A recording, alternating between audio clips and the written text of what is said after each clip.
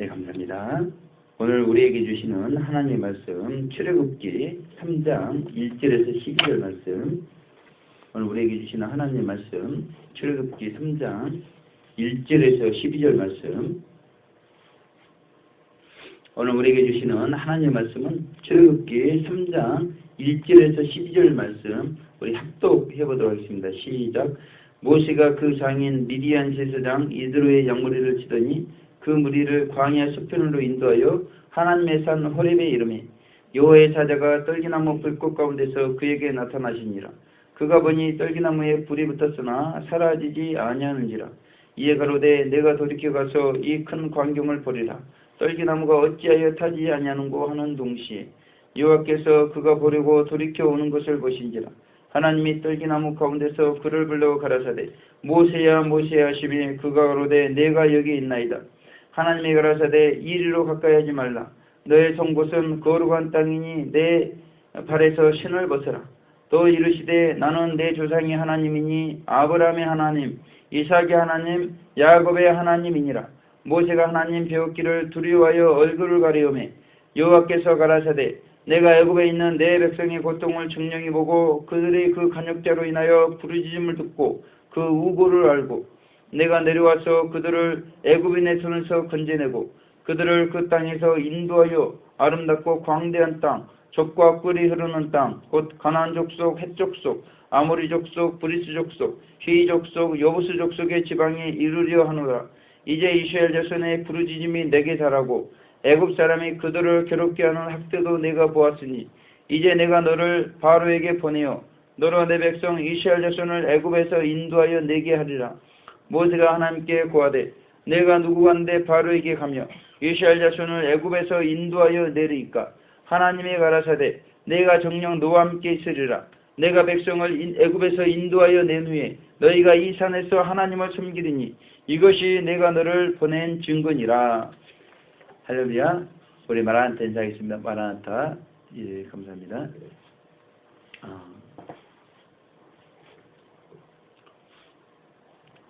원래 이제 주일 설교를 주일 아침에 간단히 언급을 하고 주일 설교를 하고 그러는데 아무튼 주일 새벽에 참석하셔가지고 좀 중복된 면이 있지만 새로 추가된 내용도 있기 때문에 오늘 말씀을 통해서 하나님께서 풍성한 은혜 내려주시기를 주님의 이름으로 축원을 드리겠습니다. 우리가 잘 알다시피 오늘 본문은 모세가 미디안 광야에서 양무리를 치고 있었는데 하나님께서 그 모세를 이제 이스라엘 자손을 애굽에서 인도하도록 부르시는 내용이 기록이 되어 있습니다. 그러니까 이 하나님께서 그런 사명자를 쓰시기 위해서 모세를 미디안 광야 양무리를 치도록 그런 일을 하게 하셨다는 것이죠. 그래서 그 경험을 가지고 이제 이스라엘 백성들을 광야에서 애굽에서 광야로 인도하도록 그렇게 부르시는 내용이 기록이 되어 있다는 것입니다. 그런데 하나님께서 모세를 부르시는 이유가 있는데 왜 하나님께서 미디안 광야에서 양무리를 칠 때도 부르실 수도 있었고 그 전에도 또 부르실 수도 있었는데 왜 지금 하필 이때 모세를 부르시는가? 그것은 이제 모세가 하나님을 사랑하는 사람이 되었기 때문에 모세를 부르신다는 것이죠. 그리고 하나님을 사랑하는 사람이 되었을 뿐만이 아니라 이웃을 사랑하는 사람이 되었기 때문에 모세를 하나님께서 부르고 계시다는 것입니다. 이것이 히브리서 11장 24절에서 26절에 보게 되면 믿음으로 모세는 장성하여 바로의 아들의 공주라 칭함을 거절했다고 나오고 있습니다. 그 세상 권세를 바로가 거절했는데 그것은 하나님을 사랑하고 이웃을 사랑했기 때문에 그렇게 할 수가 있었다는 것이죠. 그리고 하나님의 백성과 함께 고난 받는 것을 자처했습니다. 그리고 그리스도를 위해서 받는 능욕을 애굽의 모든 보화보다 더 큰 제물로 여겼는데 그것은 하나님을 상주시는 하나님으로 모세가 믿었기 때문에 그렇게 했다는 것입니다. 그러므로 모세는 믿음으로 시작해서 믿음에 이르렀습니다. 그래서 하나님께서 부르시는 것입니다. 그러니까 사랑으로 시작해서 사랑에 이른 상태가 되었기 때문에 오늘 미디안 광야에서 하나님께서 모세를 부르시는 내용이 기록이 되어 있다는 것입니다. 하나님께서 모세를 사명 가운데 부르듯이 이 말세지 말에 이 죄악 세상에서 고통당하는 주의 백성들 이들을 인도할 하나님을 사랑하는 사람들을 부르시기를 원하고 계시다는 것입니다. 문제는 누가 하나님의 부름에 초청받을 수 있는 제2의 모세가 될 것인가? 그래서 오늘 본문 말씀 중심으로 하나님을 사랑한 사람들이라는 제목으로 하나님 말씀 살펴보도록 하겠습니다. 5절 보게 되면 이리로 가까이 하지 말라. 너의 선 곳은 거룩한 땅이니 내 발에서 신을 벗으라. 그렇게 말씀하고 있습니다. 그러니까 모세가 거룩한 땅에 가까이 하기 위해서는 신을 벗어야 되는 것을 하나님께서 모세에게 가르쳐주고 계십니다. 모세뿐만이 아니라 여호수아도 마찬가지로 거룩한 곳에 서기 위해서 신을 벗었어야 했습니다. 여호수아 5장 15절 보게 되면 여호와의 군대 장관이 여호수아에게 이르되 내 발에서 신을 벗으라. 내가 선 것은 거룩하니라. 여호수아가 그대로 행하니라. 이렇게 말씀하고 있습니다. 모세가 되었든 여호수아가 되었든 거룩한 땅에 서기 위해서는 신을 벗어야 되는데 왜 신을 벗어야 되는가? 모세나 여호수아나 그 심령에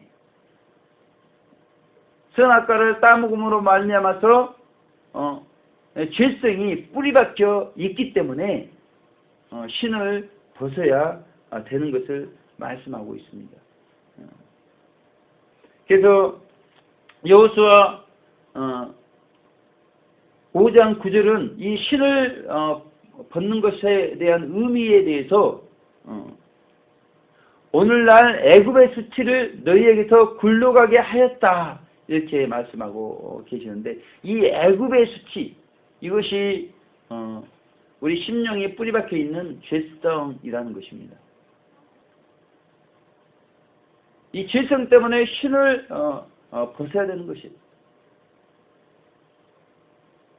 모세가 얼마나 학문을 많이 배웠습니까?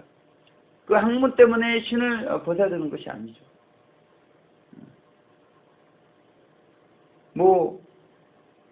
학문뿐만이 아니라 지식이 모자라서 신을 벗고 그런 내용도 아닙니다. 오직 우리 심령 속에 죄성이 뿌리박혀 있기 때문에 거룩한 곳에 서야 되는데 그 죄성 때문에 거룩한 곳에 가까이 나아갈 수가 없기 때문에 먼저 신을 벗고 가까이 나오도록 그렇게 말씀하고 계시는 것입니다. 그러니까 먼저 하나님께 나아가기 위해서는 누구든지 이 죄성을 로마서 13장 12절에서는 어둠의 일이라고 표현하고 있는데 이 어둠의 일을 벗어야 된다는 것입니다. 로마서 5장 18절에서는 의롭다 하심을 받아야 된다 그렇게 말씀하고 계시죠. 그러니까 어둠의 일을 벗고 의롭다 하심을 받고 하나님 앞에 가까이 거룩한 땅에 가까이 나아갈 수 있는 것을 우리 가운데 말씀하고 있습니다. 그러면 우리가 이 죄성이 있는데 하나님 앞에 가까이 나아갈 수 없는 것입니까? 우리는 지금 우리 심령의 죄성, 육체의 죄성이 뿌리박혀 있음에도 불구하고 지금 하나님 앞에 가까이 죄가 있음에도 불구하고 하나님 앞에 가까이 나아갈 수 있는 은혜가 우리 가운데 주어져 있죠. 누구든지 예수님의 보혈을 의지해서 담대하게 하나님 앞에 나아갈 수가 있다는 것입니다. 그런데 문제는 신을 벗는 문제는 틀리다는 것이에요. 신을 벗는 문제는 예수님의 보혈이 있다고 해서 우리가 신을 벗을 수 있는 문제가 아닙니다. 그 보혈을 계속해서 적용하면서 때가 되어야 신을 벗을 수가 있다는 것이죠. 그래서 지금 하나님께서는 그 모세가 가까이 거룩한 땅에 올 수 있도록 신을 벗을 수 있도록 모세야 모세야 그렇게 부르고 계시는데, 그렇게 부르는 이유는 이제 모세가 하나님을 사랑하는 제자로 부르기에 합당한 때가 되었기 때문이라는 것이죠. 이제 모세는 사랑하는 사람이 되었고 제자가 되었다는 것입니다. 요한복음 13장 35절에 너희가 서로 사랑하면 이로써 모든 사람이 너희가 내 제자인 줄 알리라 그렇게 말씀하고 있거든요. 사랑하면 제자인 줄을 모든 사람이 안다고 그랬습니다. 그러니까 먼저 사랑하는 사람이 되어야 됩니다. 그래야 제자가 된다는 것입니다. 그래서 하나님께서는 우리 각자를 한 번만 부르시는 것이 아니라 여러 번 부르신다는 것입니다. 처음에는 우리를 출애굽으로 부르시죠. 그런 성도들을 그 다음에는 사명으로 부르십니다. 그런 사명자들을 하나님께서는 이제 제자로 부르신다는 것이죠. 한 번만 부르는 게 아니라 출애굽으로 부르고 사명자로 부르고 제자로 하나님께서는 부르신다는 것이죠. 그런데 불신자가 왜 하나님 불공평하게 저 사람은 부르시면서 저는 부르지 않습니까? 세상을 꽉 움켜쥐고서 그렇게 원망불평 해서는 안 된다는 것이죠. 그렇게 부름을 받기를 원하면 세상 것을 놓게 되면 심령이 가난하게 되면 하나님께서는 천국이 너희의 것이며 그렇게 말씀했습니다. 자기가 세상 것을 바라보고 세상 맛을 즐기면서 세상으로 향해 가고 있으면서 왜 하나님 불공평하게 누구는 부르고 누구는 부르지 않습니까? 우리가 그렇게 말할 수가 없다는 것이죠. 하나님은 누구든지 부르십니다.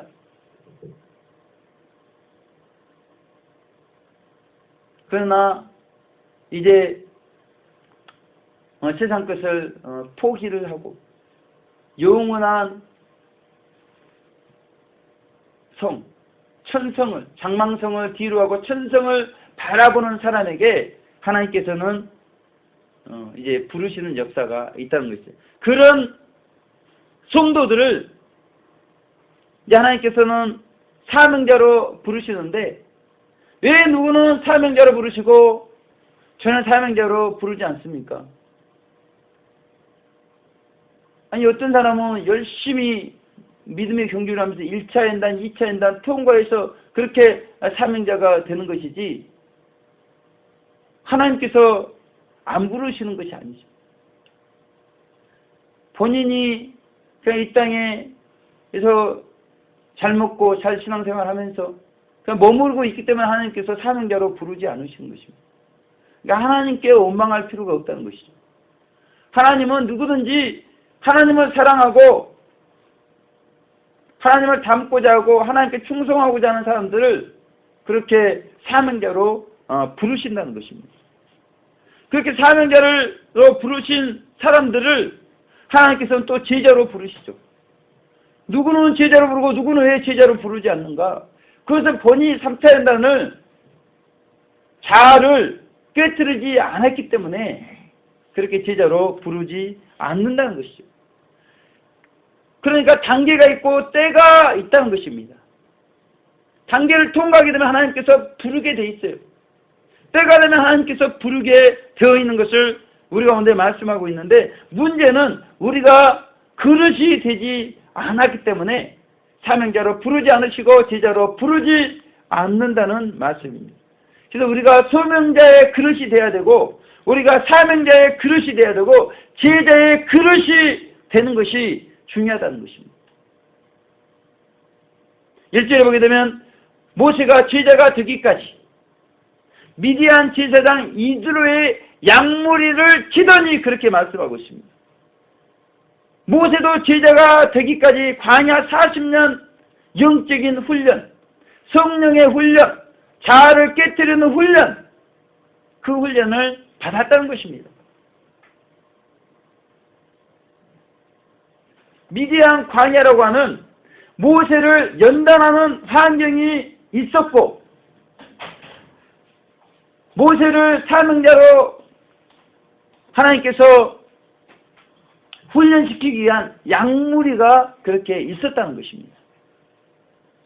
이와 같이 우리에게도 연단하고자 하는 환경이 있고, 말세지 말에 모세처럼 우리에게 주신 사명이 있는데 각자마다 그것은 다르죠.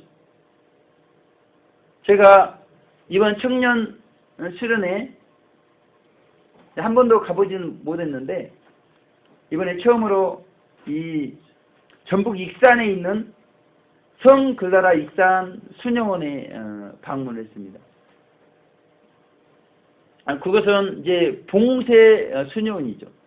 거기에 이제 원장님이 마리아 수녀님이 계시는데, 이 마리아 수녀님의 연단받는 환경은 그 봉세 수녀원이라는 환경이라는 것이죠. 환경.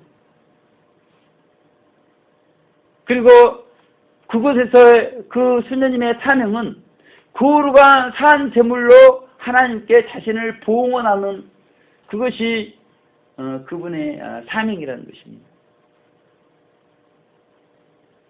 그렇게 20년, 30년 그 수녀원 안에 특별한 일이 아니고는 밖에 외출을 하지 않고 그렇게 사셨기 때문에 얼마나 답답하십니까? 그래서 지쳐 나가고 싶지 않습니까? 그렇게 질문을 했다는 것입니다. 그랬을 때 개발적으로 그곳에 사명자로 왔기 때문에 그런 마음이 없다고 그렇게 말씀을 했다는 것입니다. 그래서 그 수녀님에게 제가, 수녀님이 만약에 노방에서 인류를 향해서 외친다면 어떻게 외치겠습니까? 그렇게 질문을 해보았습니다. 근데 이 수녀님이 이 경험한 하나님, 그것이 너무나 영혼 깊숙하게 있었기 때문에 그 마리아 수녀님은 하나님은 사랑이십니다. 하나님은 우리 아버지십니다.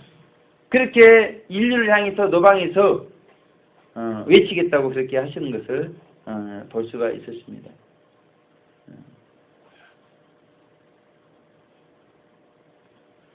그리고 손양호 목사님께서 사역하셨던 애양원을 가게 되었는데, 이 손양호 목사님의 이 연단 받는 환경, 연단을 받았던 환경은 이 예양원이었다는 것이에요. 예양원. 그 예양원에 무섭고 냄새나는 한센인들.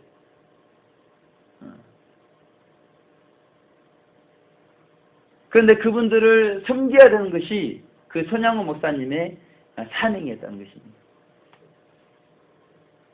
그러니 얼마나 이렇게 힘들었겠습니까? 이 손양호 목사님은 뭐 그들이 무섭지 않은 게 아니었습니다. 그들이 냄새가 안 나는 게 아니었습니다. 그런데 그것이 연담할 수 있는, 연담받아야 되는 환경이었고 그것이 사명이기 때문에 손양호 목사님이 일주일 금식하면서 하나님께 기도를 올려드리죠. 저 한센인 저분들이 무섭지 않게 해주십시오, 하나님. 저분들 살이 곪아가지고 터져서 진물이 흐르면서 냄새가 이렇게 심한데 냄새가 나지 않게 해주십시오. 그렇게 하나님께 기도했다는 것입니다. 그래서 하나님께서는 사랑의 마음을 주셔가지고 그들이 무섭지 않도록 그렇게 해주셨고, 그들에게서 나는 그 냄새가 장미향의 향기가 나도록 그렇게 해 주셨다는 것입니다. 그러면서 이 손양호 목사님께서 하나님을 사랑한 사람, 마리아 수녀님이 그 산제물로 그 봉제 수도원에서 그렇게 거룩한 산제물로 드리면서 하나님을 사랑하는 사람으로 변화가 되었던 것처럼 손양호 목사님도 그렇게 변화가 되어져 갔다, 그렇게 말씀드리는 것입니다. 이은필 선생님도 마찬가지죠. 그 맨발로 그 눈 쌓인 남원의 지리산, 하순의 화학산, 벽제의 계명산을 오가면서 결의와 민족의 장래를 생각하니까 기도하지 않을 수가 없는 것입니다.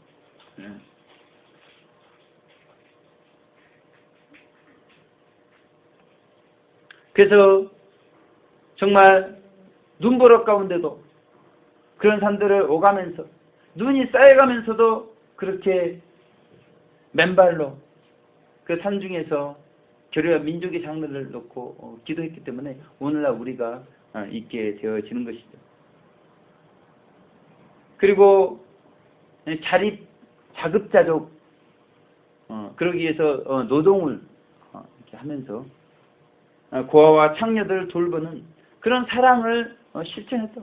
그것이 이은필 선생님의 이 동광원이라는 그런 환경, 이 연단받는 환경이었고,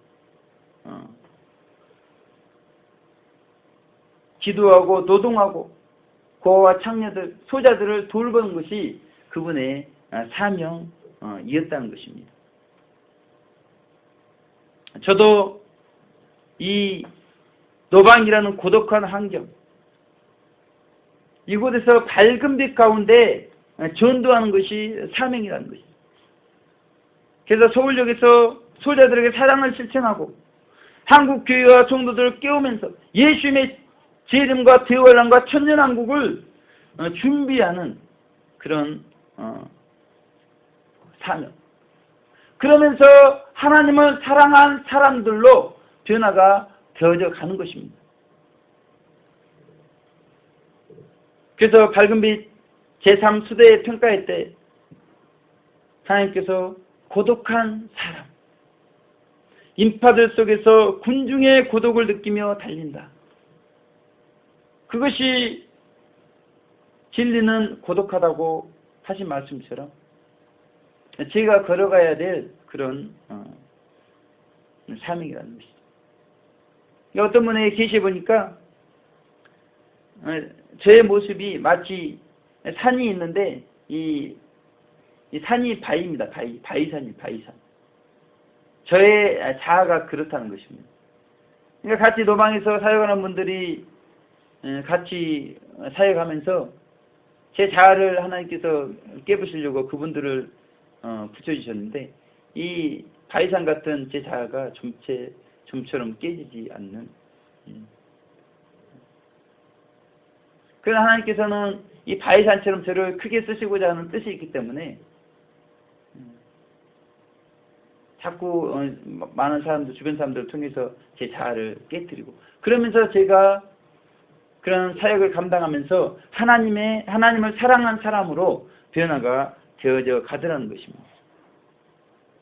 고현무 선생님은 하나님께서 자신에게는 천장만 쳐다볼 권세를 주셨다고 고백했습니다. 그 육체적 조건, 그 연단받을 수 있는 환경이라는 것입니다. 그러면서 병상의 증거자로서 밝은 빛 성경의 핵심 진리를 증거하는 그것이 고현무 선생님의 사명이었다는 것입니다. 최춘선 목사님도 마찬가지입니다. 미운 사람이 없는 권세가 1등 권세라고 그렇게 했습니다. 그러니 얼마나 주변에 미운 사람들을 많이 하나님께서 붙여주셨겠어요. 그런 것들이 그러면서 진리는 고독하다. 그러니까 홀로 그렇게 지하철 안에서 복음을 전하시면서 고독하게 미운 사람들을 사랑하면서, 그것이 최춘선 목사님의 사명이었던 것입니다. 그러니까 모세에게 주어졌던 미디안 광야와 약물이 연단받을 수 있는 환경과 사명, 그것이 모세로 하여금 신을 벗을 수 있도록 하나님께서 허락한 권세였다는 것입니다. 그것이 없었다면 모세는 거룩한 땅에 가까이 나아갈 수가 없었고 신을 벗을 수가 없는, 그러나 그런 환경들이 있었고 사명이 있었기 때문에 모세는 비로소 모세야 하나님의 부르심을 받을 수가 있었다는 거예요. 각자에게 주어진 권세가 있다는 것입니다. 사람마다 다 연단의 환경이 틀리고 그 사람 주변에 있는 사람들이 틀리고 사명이 다 다르다 할지라도 우리는 그것을 감사하면서 하나님을 사랑하는 사람들로 변화가 되어졌을 때 모세처럼 신을 하나님께서 벗겨주시는, 모세야 불러주시는 그런 은혜가 있다는 것입니다. 그래서 우리 모두에게 하나님께서도 우리의 이름을 불러주시는 그런 축복이 있으시기를 주님의 이름으로 축원을 드리겠습니다. 우리 8절 제가 봉독해 드리겠습니다. 내가 내려와서 그들을 애굽인의 손에서 건져내고 그들을 그 땅에서 인도하여 아름답고 광대한 땅, 젖과 꿀이 흐르는 땅, 곧 가나안 족속, 헷 족속, 아모리 족속, 브리스 족속, 휘 족속, 여부스 족속의 지방에 이르려 하노라, 그렇게 말씀하고 있습니다. 하나님께서 모세를 이제 부르셨는데 왜 모세를 그렇게 부르셨는가? 모세로 하여금 하나님의 계획을 이루도록 그렇게 불렀다는 것입니다. 그러면 하나님의 계획이 무엇이었는가? 그것은 이스라엘 백성들을 가나안 땅으로 인도하는 것이 하나님의 계획이었습니다. 7절에서 10절의 내용을 보게 되면, 그래서 하나님을 사랑한 사람들은 이웃을 사랑하게 되어 있다는 것입니다. 그렇게 이웃을 사랑하는 이유는 어떤 이유인가? 그들이 천국 백성이 되도록 해야 하기 때문에 그것이 하나님의 계획이고 우리의 계획이고 하나님의 비전이고 우리의 비전이기 때문에 우리는 하나님을 사랑한다면 이웃을 사랑하게 되어 있다는 것입니다. 그래서 그렇게 모세를 부르시고 신을 벗기신 이유가 하나님의 계획, 천국의 백성들을 채우고자 하시는 하나님의 계획을 이루시기 위해서 그렇게 하셨다는 것입니다. 그러니까 그 봉쇄 수녀원의 마리아 수녀님을 왜 하나님께서 그렇게 그 수녀원 안에 가두시냐 이거죠.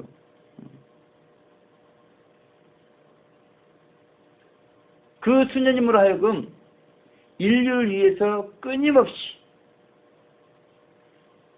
기도로 봉헌하도록 그렇게 마리아 수녀님을 부르셨다는 것입니다. 아니 봉쇄 수도원 안에 있는데 무슨 이웃을 사랑하는가? 꼭 우리가 이웃에게 무엇을 나누어주고 전도를 해야 되고 그것만 이웃을 사랑하는 것이 아니죠. 그들을 위해서 기도하는 것, 정말 정결한 영으로 하나님 앞에 기도하는 것, 이보다 이웃을 사랑하는 일이 어디 있겠습니까? 그러니까 우리가 그런 다양함을 인정을 해드려야 된다는 것이죠. 왜 카톨릭은 그렇게 수도원에 갇혀가지고 그게 이웃을 사랑하지 않는가? 그것이 아니라는 거죠. 그분들은 그렇게 이웃을 사랑하는 행실을 기도로서 표현을 하고 있는 것입니다. 이현필 선생님은 소천 얼마 전에 이런 고백을 하셨습니다. 주님을 사랑하고자 무척 애썼습니다. 이것이 이웃사랑과 무슨 상관이 있고 하나님 계획과 무슨 상관이 있습니까? 그렇지 않아요. 주님을 사랑해야 자신을 사랑하고 제자들을 사랑하고 교회와 민족을 사랑하고 인류를 사랑할 수 있기 때문에 주님을 사랑하고자 무척 예를 썼다는 것입니다. 그래서 그렇게 눈에 파묻혀가지고 이 콧수염과 턱수염에 고드름이 올 정도로 그렇게 기도를 하셨다는 것이죠.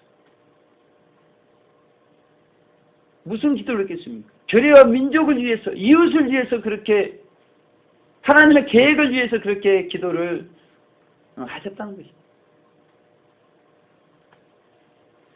그렇게 기도하다 보니까 까마귀가 날라와가지고 이 송장인 줄 알고 곁에 와서 까까 울다가 움직이지 않으니까 부리로 쿡쿡 찔렀다는 것입니다.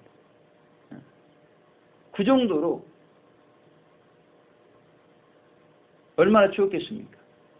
그 추위를 인내하면서 그러니까 까마귀가 올라타도 그거를 느끼지 못할 정도로 교회와 민족을 위해서 그렇게 기도를 하셨다는 것이죠. 오북한 장로님께서 이제 계시는데 이예배 선생님이 방문했습니다. 요즘 어떻게 지내셨습니까? 그렇게 장로님께 여쭙죠. 그러니까 장로님께서 독사처럼 지냈다고 부끄러워하셨습니다. 그때 이예배 선생님께서 그 오북한 장로님께 저는 독사의 왕입니다. 그렇게 말씀했다는 것이죠. 그러니까 그 오북한 장로님의 지금 그 아들 되시는 장로님께서 그때 일을 저희에게 간증을 하셨습니다. 근데 만약에 그때 이예배 선생님이 이렇게 말씀하지 않았다면 오북한 장로님 아마 시험에 들으셨을 것이다. 그렇게 말씀하시더라고요. 자기를 더 겸손히 낮춘 것을 통해서 이 오북한 장로님께서 위로를 받으시고 더 수도 생활에 정진할 수가 있었다는 것입니다. 이렇게 하나님을 사랑하는 사람들은 하나님의 계획을 위해서 이웃을 사랑하는 손양호 목사님께서도 마찬가지죠. 그렇게 사랑하는 동인동신 두 자녀를 한꺼번에 이루셨잖아요. 그런데 그 두 아들 죽인 안재선 씨를 용서하는 데도 그치지 않고 그를 사랑하는 데까지, 그래서 양아들로 이렇게 삼잖아요. 왜 그렇게 하나님을 사랑한 손양호 목사님께서 그 안재선 씨에게 그렇게까지 할 필요가 있었습니까? 그래서 하나님의 계획 때문에 그랬다는 것이죠. 그 안재선 씨를 사랑하지 않았다면 그때 총살을 맞아서 죽었을 텐데 지금 이 안재선 씨의 아들이 목사님이 되셨습니다. 그 용서하고 그를 사랑하기까지 양아들로 삼았기 때문에 계속해서 구원의 역사가 펼쳐져 가고 천국의 백성들이 채워져 가는 역사가 이루어져 가는 것입니다. 그래서 모세를 부르고 신을 벗기시 그 이스라엘 백성들을 천국에 들어가기 위해서. 하나님을 사랑한 사람들은, 하나님께서 부르시는 사람들은 그렇게 하나님의 계획에 맞춰서 우리 사랑하는 이웃들이 영원한 천국에 들어갈 수 있도록 그렇게 이웃을 사랑하더라는 것입니다. 그런데 이번 청년 수련회에 참석하지 않았던 어떤 청년이 있습니다. 왜 참석을 하지 않았는가 그렇게 물었더니 예전에 갔던 장소, 늘 듣던 말씀, 그래서 가지 않았다는 것이죠. 그러나 나눔과 섬김을 통해서 전에 은혜 받았던 그 청년처럼 새로운 청년이 은혜 받는 것을 우리가 경험한다는 것입니다. 누군가 그렇게 이웃사랑을 실천하지 않고 나누고 섬기는 것을 하지 않았다면 제가 구원받을 수 없었다. 그 청년이 구원받을 수가 없었다는 것이죠. 그와 같이 새로운 누군가가 하나님의 계획 안에 들어오기 위해서는 이 나눔과 섬김이 필요하다는 것입니다.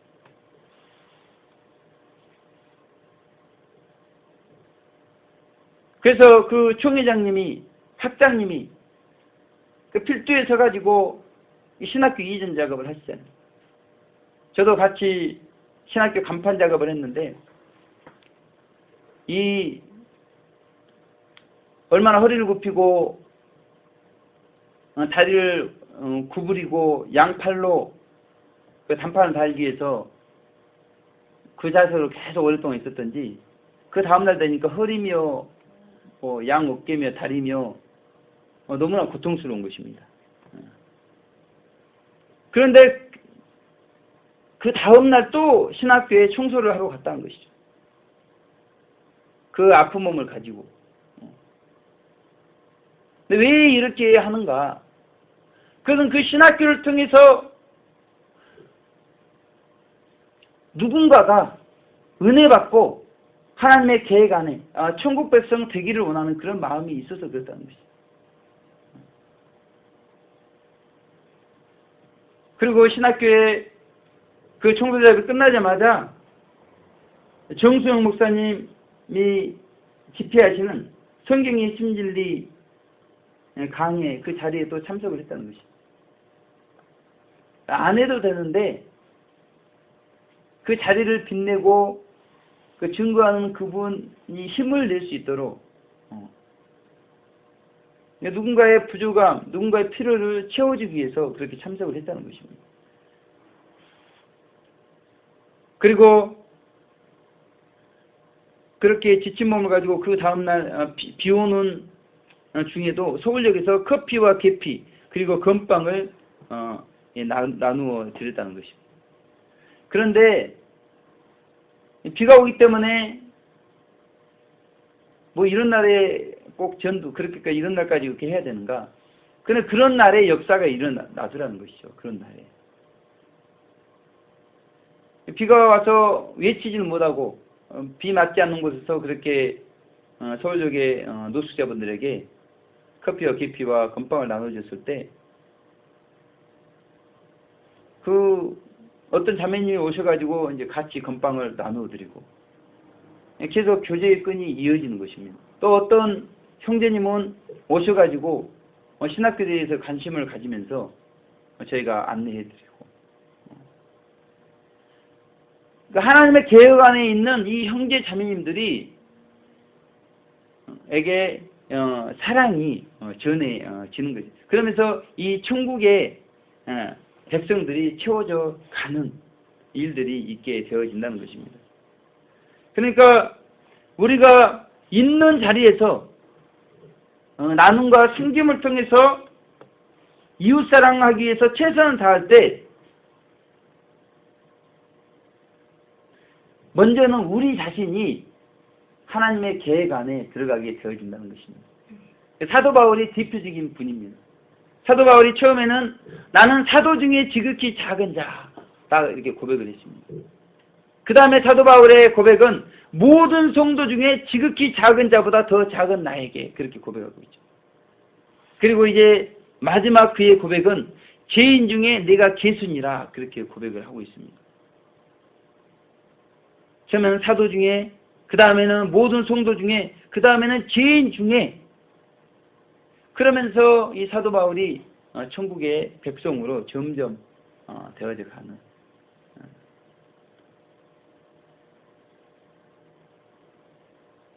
하나님께서 이번에 우리 밝은빛 제3수대 평가를 하는데 많은 교육자들을 이루하시고 축복을 하셨습니다. 그러니까 저도 이제 하나님께서 이제 성북교도 이제 그만두고 제 앞길을 인도하시겠지 하면서 제 속으로는 뭐 위로의 내용이나 축복의 내용을 기대하고 있었는데 말씀을 연구하고 정돈하라 그렇게 말씀을 하시는 겁니다. 아니 저처럼 매주 진리를 증거하고 그리고 교회 안에서도 권사님과 늘 성경 공부를 해왔었고 정말 누구보다도 진리 연구에 힘을 쏟고 있는데 위로와 축복의 말씀을 하지 않으시고 왜 말씀을 연구하고 정돈하라고 하시는가? 제가 아니 이렇게만 말씀하지 말고 그러면 도대체 어떻게 하라는 것인지 구체적으로 이렇게 말씀하시지 왜 이렇게만 하고 딱 그 다음에 메시지는 없는지 답답한 마음이 많이 들었습니다. 잠시 고민은 됐어요. 그러면서 제가 이 메시지를 부여잡고 하나님께 기도를 했을 때 하나님께서 고난의 때에 인내한 것이 빛이 됨을 생각하게 했습니다. 그러니까 저도 힘든데 지금 다른 사람들은 저보다 더 힘들다는 것이죠. 어떤 분은 이 속이 터져버렸습니다. 속 터질 일이 많아가지고 참고 하다가 드디어 속이 터져버렸어요. 그만큼 한 분 한 분들의 형편이 속 터진 분처럼 그래서 하나님께서 많은 분들을 위로하고 축복할 수밖에 없어요. 그나마 저는 지금 그렇게 속이 터질 상황은 아니라는 것입니다. 더 달려갈 수 있기 때문에 더 인내할 수 있기 때문에 위로와 축복 대신에 말씀을 연구하고 중분하도록 그렇게 말씀하셨다는 것이죠.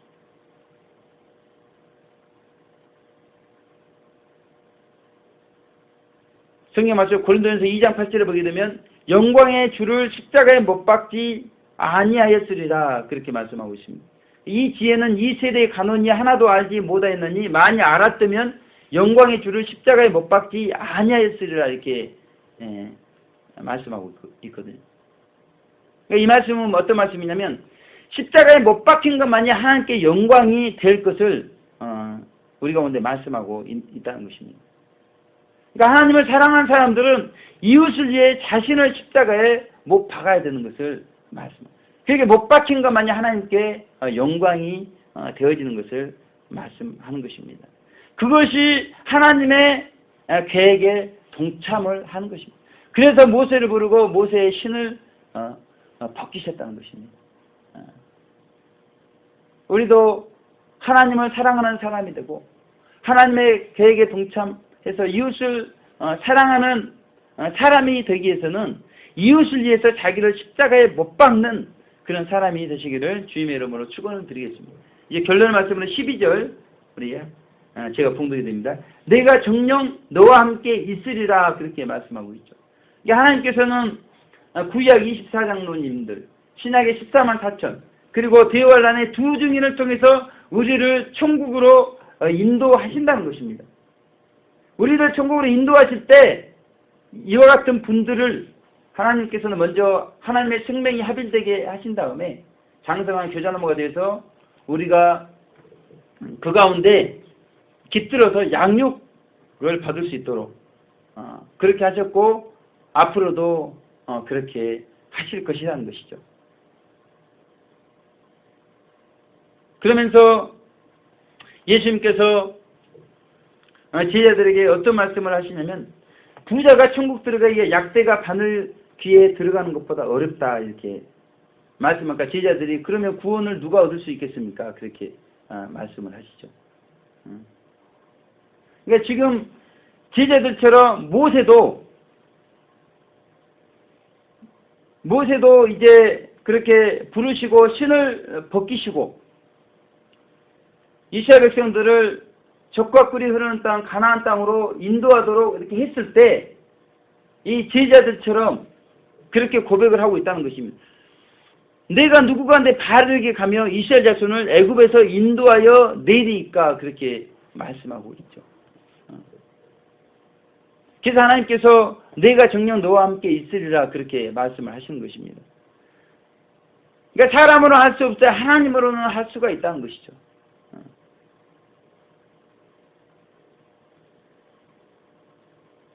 그래서 모세로는 할 수 없지만 모세와 함께하는 하나님의 생명, 그 생명으로는 12절 말씀, 내가 백성을 인도하여 낸 후에 너희가 이 산에서 하나님을 섬기리니 이것이 내가 너를 보낸 증거니라. 이 말씀을 하나님으로서는 이룰 수가 있다는 것이죠. 그래서 모세가 이 호렙산에서 이 불꽃토기 가운데 하나님의 부르심을 받았습니다. 부르심을 받았고 이제 하나님께서 이스라엘 백성들을 인도하여 내시는 산, 그게 신의 산입니다. 신의 산. 그런데 모세는 할 수 없다고 했지만 하나님께서는 하나님의 생명으로는 이제 모세를 통해서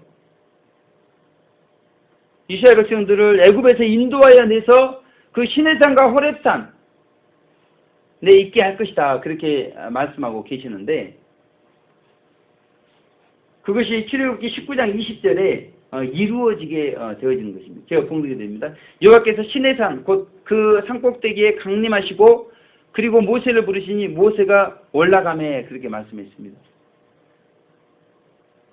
애굽으로 가서 그들을 인도하러 내는 일을 모세는 도저히 할 수 없다고 했지만 하나님께서는 모세를 통해서 이스라엘 백성을 애굽에서 인도해서 지금 시내산에 이스라엘 백성도 같이 있는 것입니다. 거기에 하나님께서 지금 강림하신 것이죠. 그러니까 이 시내산과 호렙산이 이 사우디아라비아에 지금 있는데 같은 산이라는 것입니다. 그러니까 봉우리가 두 개예요. 이렇게 시내산 봉우리 하나님께서 강림하셨기 때문에 이제 그을음이 있고 시커멓고 그 옆에 호렙산이 있는데 하나님께서 오늘 이 11절의 말씀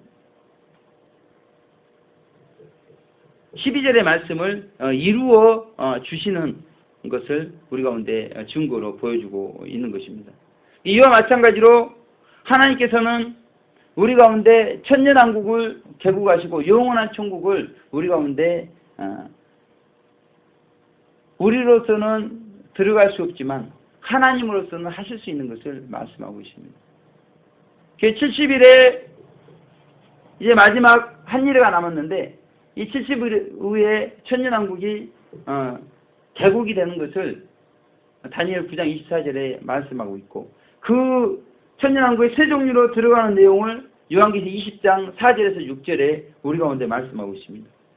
그 천년왕국에서 모세를 부르신 하나님께서 우리를 사랑으로 섬겨주시고 많은 천년왕국 백성들이 영원한 천국 백성들로 양육이 되는 내용이 이사야서 65장과 11장에 기록이 되어 있는 것이죠. 하나님께서는 우리가 7년 대환란을 통과해서 천년왕국에 들어가도록 하실 수가 있다는 것입니다.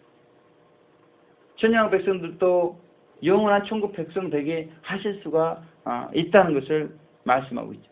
그래서 우리가 존재하고 세상이 존재하는 이유는 이 적과 꿀이 흐르는 땅 가나안 천국 때문에 우리가 존재한다는 것입니다. 그래서 그 천국을 위해서 오늘 모세를 부르신 그 하나님께서 우리를 부르고 계시다는 것이죠. 왜 이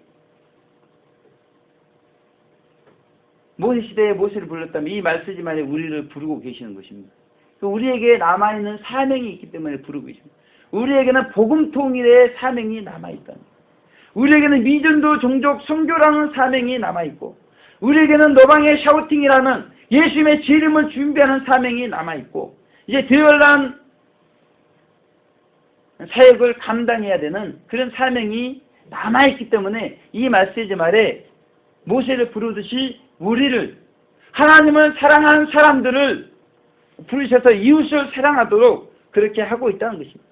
그래서 내가 하지 않으면 복음 통일, 미전도 종족 선교, 노방의 샤우팅, 대활란 사역을 내가 하지 않으면 하나님께서는 제2의 모세를 통해서 이루게 되어 있다는 것입니다. 누가 제2의 모세가 될 것인가? 오늘 하나님께서 우리에게 주시는 메시지죠. 이사야 6장 8절에 누가 우리를 위해서 갈고, 그렇게 내가 누구를 보낼고, 그렇게 하나님께서 말씀하시죠. 그때 이사야가 뭐라고 그럽니까? 제가 여기 있습니다. 저를 보내주옵소서. 제2의 모세, 제2의 이사야. 하나님께서는 부르고 계십니다. 이 마지막 때 사명을 위해서 부르고 계시다는 것입니다. 그래서 하나님을 사랑한 사람들은 제2의 모세가 되어야 되죠. 제2의 이사야가 되고, 제2의 이엠펠 선생님이 되고, 손양호 목사님이 되고, 마리아 수녀님처럼 그렇게 한 분 한 분 되시길 주님의 이름으로 축원을 드리겠습니다. 기도하겠습니다. 하나님 아버지, 감사드리고 찬송을 드립니다.